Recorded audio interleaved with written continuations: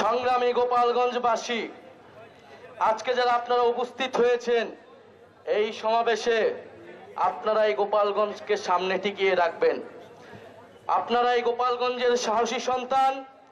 আমরা জানি যদি আজকে বাধা না দেওয়া হতো, যদি যে ধরনের ভয় ও আতঙ্ক তৈরি করা হয়েছে সেটা যদি না করা হতো, গোপালগঞ্জের সাধারণ জনতা এখানে লোকারণ্য করে ফেলতো।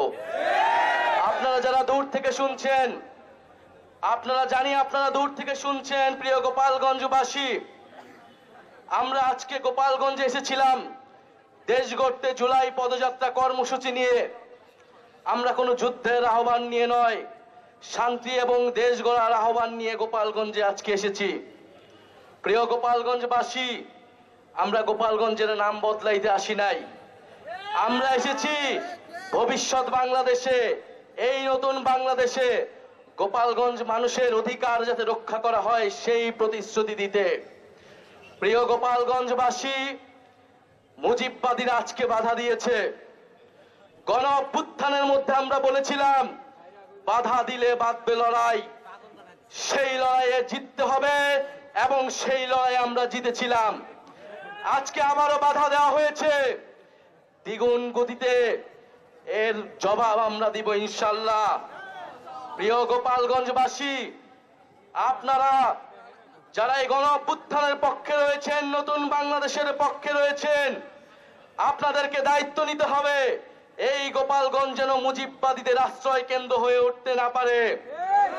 যদি পুলিশ প্রশাসন ব্যর্থ হয়, নিজেদেরকে রক্ষা করার দায়িত্ব, নিজেদের জেলার মর্যাদা রক্ষা করার দায়িত্ব, বাংলাদেশকে রক্ষা করার দায়িত্ব আমাদের নিজেদেরকেই নিতে হবে, যেরকমটা আমরা গণ অভ্যুত্থানে নিয়েছিলাম। প্রিয় গোপালগঞ্জবাসী, আমরা আজকে এতটুকুই বলতে এসেছি, গোপালগঞ্জ নামে এই বাংলাদেশে, সামনের বাংলাদেশে কোনো বৈষম্য হবে না। গোপালগঞ্জ নামেও চাকরিতে কোনো বৈষম্য আমরা সহ্য করব না, কিন্তু গোপালগঞ্জেও কোনো সন্ত্রাসীদের আস্তানা আমরা সহ্য করব না। মুজিববাদীরা মুক্তিযুদ্ধকে কলুষিত করেছে, গোপালগঞ্জকেও কলুষিত করেছে। সেই গোপালগঞ্জকে আমরা আবার পুনরুদ্ধার করব, আবার সমুন্নত করব। প্রিয় সংগ্রামী বন্ধুগণ, আমাদের যারা সনাতন ভাই বোনেরাও রয়েছেন, এই আওয়ামী লীগ সনাতন ভাই বোনদের জমি দখল করেছে, তাদের সাথে বেইনসাফি করেছে। আমাদের এই নতুন বাংলাদেশে আমরা সকল ধর্মের অধিকার রক্ষা করব, মান মর্যাদা রক্ষা করব। প্রিয় সংগ্রামী বন্ধুগণ, আজকে মুজিববাদীরা বাধা দিয়েছে, তাদেরকে জবাব দেওয়া হবে। আমরা যদি আজকে এখানে দাঁড়িয়ে ঘোষণা দেই, সারা বাংলাদেশ এই গোপালগঞ্জে এসে জড়ো হবে। কিন্তু আমরা সময় দিয়ে যাচ্ছি।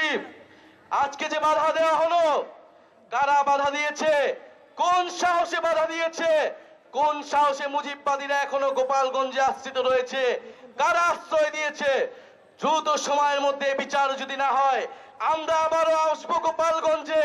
আমরা নিজ হাতে দায়িত্ব নিয়ে গোপালগঞ্জকে মুজিববাদীদের থেকে মুক্ত করব ইনশাআল্লাহ। প্রিয় সংগ্রামী বন্ধুগণ, জাতীয় নাগরিক পার্টি আপনাদের সাথে থাকবে।